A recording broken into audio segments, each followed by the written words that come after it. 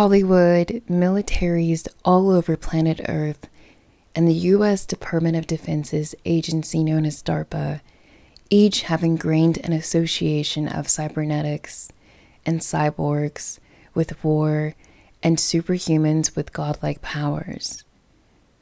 The focus of their agenda is continuously threat, defense, and hero complexes. But what if cybernetics had a different purpose?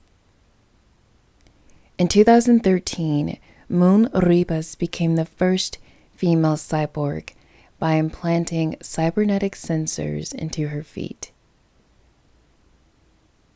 Her cybernetic abilities weren't made for war or scientific glory. Moon developed her cyborg senses to connect to Earth and nature. It was her method to expand her awareness of reality. Sleepyheads, thanks for tuning in to another episode of Sleepy Aliens Perspective. I'm your host, H. Lee, and it's time we all explore the spiritual side of cybernetics.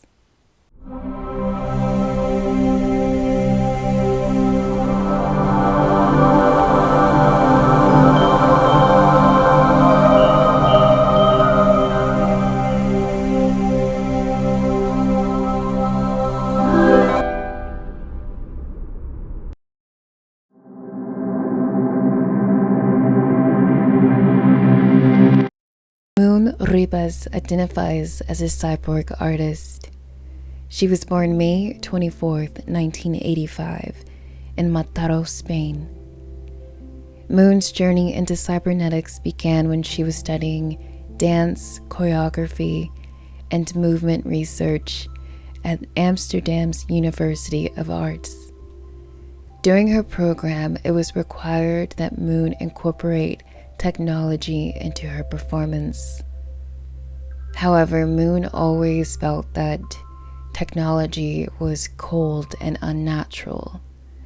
This led Moon to want to incorporate technology and connect it to the artist to make it feel more natural.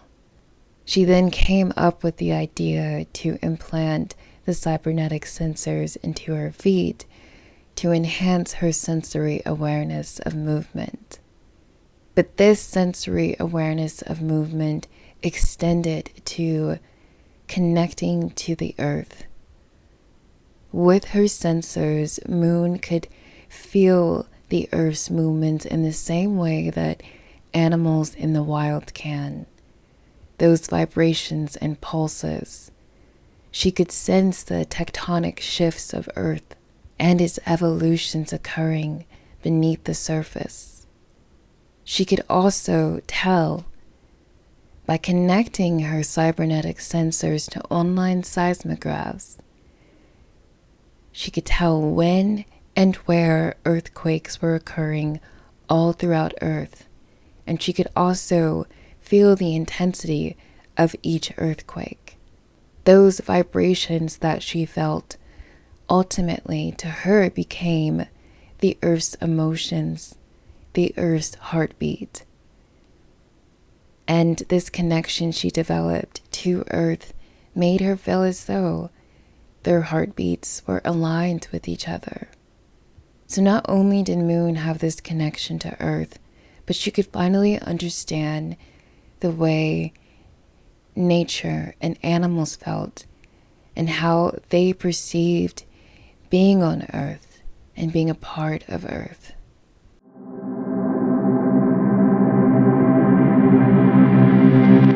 To artistically express her experience, Moon chose to do two different performative pieces. The first was a dance piece that was titled Waiting for Earthquakes.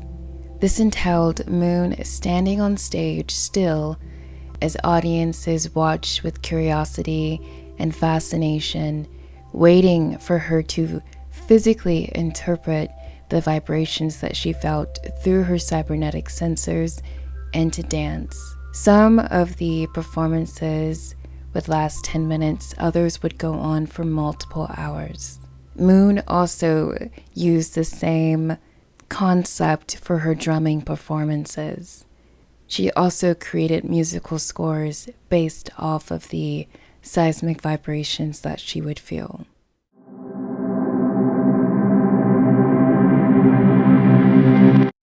In 2010, Moon co-founded the Cyborg Foundation along with her close friend, artist, and fellow cyborg Neil Harbisson.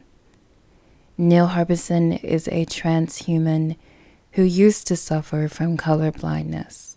However, after getting a cybernetic antenna implanted into his skull, he can now transform color into sound. Moon perceives the cyborg movement as a natural progression in human evolution. She believes that people should not fear cybernetics because of the way it enhances reality and one's connection to Earth. The mission of the Cyborg Foundation is to help develop cybernetics, promote cyborg art, and defend human rights to self-design. Through the Cyborg Foundation, Moon, along with other researchers and activists, created the Cyborg Bill of Rights. The Cyborg Bill of Rights promotes bodily sovereignty, equality, and the freedom to morph.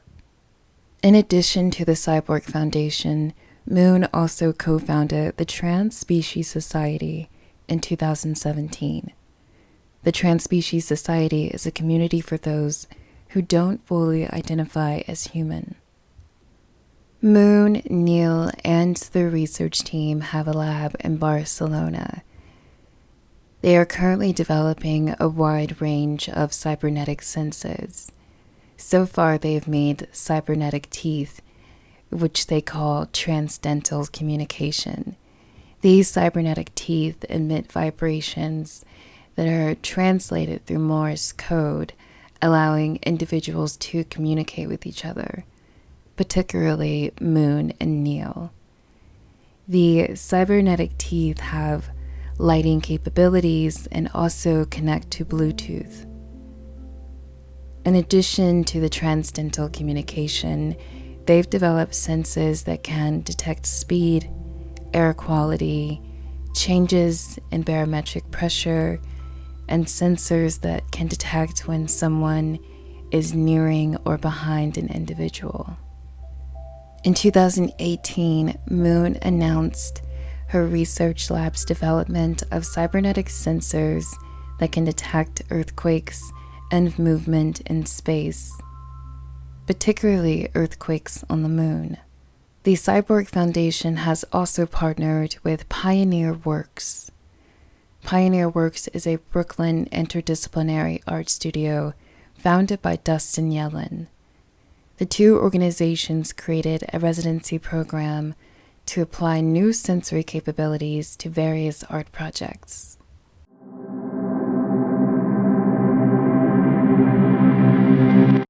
Alright, sleepyhead, so let's talk about my general thoughts and concerns. So if you've watched any of my videos, you know that I am pretty skeptical of technology advancements, only out of concern for human, societal, and spiritual welfare. But after learning about Moon and understanding her spiritual and holistic approach to cybernetics, it's really opened up my mind, and I think it's very rejuvenating to what we know about cybernetics, mainly from militaries and agencies like DARPA. Not only are Moon, Neil, and their research team developing cybernetic sensors that could help those who are disabled, deaf, or blind, but they are also doing things to better the planet because, you know, I've watched different interviews and public talks that Moon has given, and her connection to the Earth has really helped her understand what the Earth needs and how it responds to its survival needs. So Moon's lab is also developing sensors that allow night vision capabilities and enhancements of internal heating and cooling physical responses. So this would not only decrease the use of electricity and the consumption of natural resources, but it would be an immediate way to protect the earth in the same way that the earth protects us. And I think that's beautiful and really profound when you think about, well, the main cybernetic agendas that are out there in our society right now. Because, I never associated cybernetics with saving the planet. Because of militaries and DARPA, it was constantly associating cybernetics with war and weapons and various defense capabilities. Moon's intentions with cybernetics have really evolved my understanding and my mindset. And I'm not saying that I'm going to go run out as soon as possible to get some sort of cybernetic enhancement. But if you think about climate change, food sourcing issues, just the ways that also pollution and other environmental dangers, but all the ways that humans will have to adapt to the Earth's evolution, regardless if it's, for better or for worse. Cybernetics could also help people and save lives in that process, especially if it becomes more streamlined. If you think about the period of time in which cybernetics will be streamlined, there's a lot that goes into that. My first acknowledgement of the consequences of cybernetics for just the general public use is, of course, the people who use that for, wrongdoing and personal gain. I think that's inevitable. And the fact that that already happens on a daily basis in our society right now, I think it'll just change the nature of those crimes and maybe enhance the possible success of those crimes, but it doesn't change what has already been going on for centuries. Since I did my recent episode on replica AI and just how in 25 years, most jobs can be done by AIs in our society. And so we're going to have this AI takeover.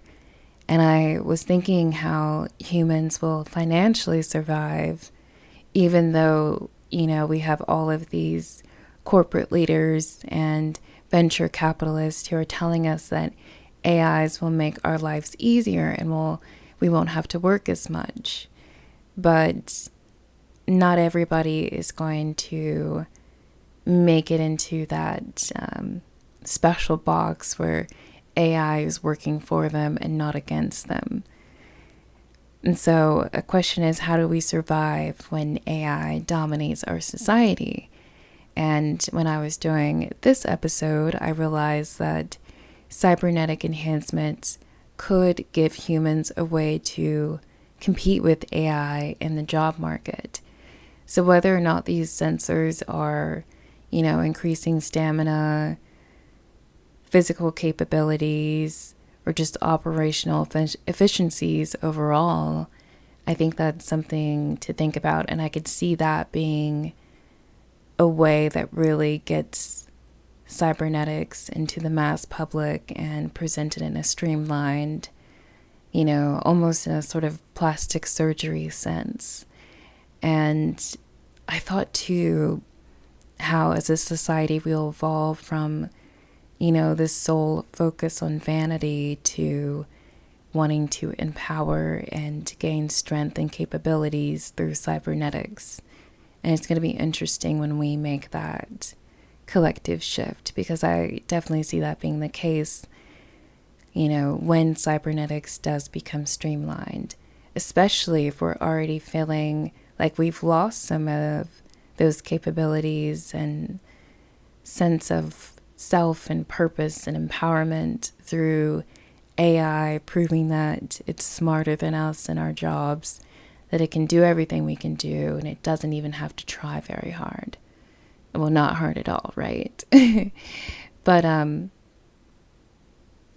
one thing that became really obvious to me as I was doing this research is that we have two competing agendas when it comes to cybernetics.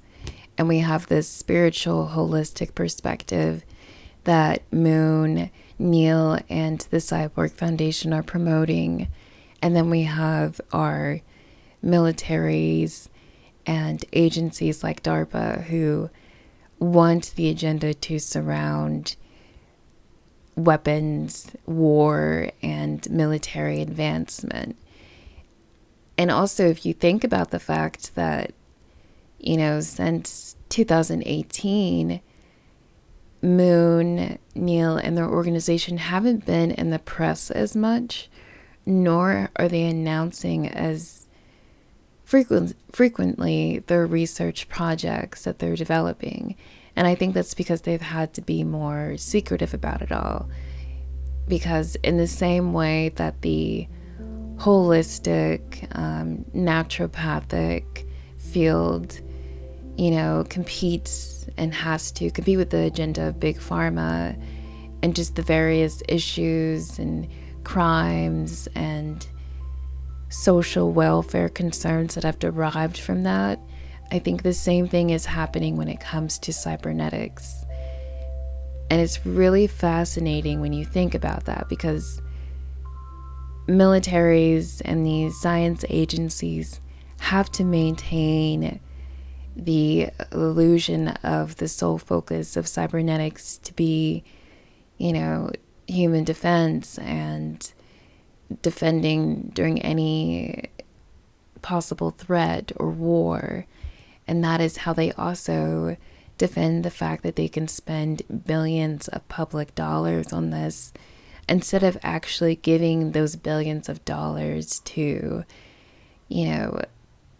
social welfare and education, environmental protections, all that good stuff. And who knows how this agenda competition is going to evolve in the future, but I think it's really important that we acknowledge that that is actually occurring, and that the work that Moon, Neil, and their research team are doing can actually become dangerous for them in a sense. So I think the fact that they aren't as out in the press as before, and also the fact that Moon and Neil are not more famous individuals, should not surprise you. And they're not in the mainstream as much, because to do the kind of research they're doing, they are going to need continuous funding, and not getting the traction in the press and the media. And we know who has power to control the media. It will disable them in a sense, but also possibly protect them and allow them to continue their work without a lot of opposition from the opposing agenda. I mean, think about Dr. Sebi versus Big Pharma. It's the same thing. If you impact their agenda or their money or their operations, they will find a way to shut you down and take you out. So I not only think it's important that we give Moon, the Cyborg Foundation, and Neil the acknowledgement and social respect that they deserve, but giving them more acknowledgement so that people gain awareness of them. And if something were to happen to their research lab, or, to happen to them physically, we would know who could possibly be the culprit of such occurrences. So, it's kind of a scary thought, but I feel like that's important to acknowledge, because I think, as we'll see, the military and these science agencies will want to thwart the general public use of cybernetics, because it goes against their agenda of coveting cybernetics and only using cybernetics to defend in war, battle, and, have these military weapon operations.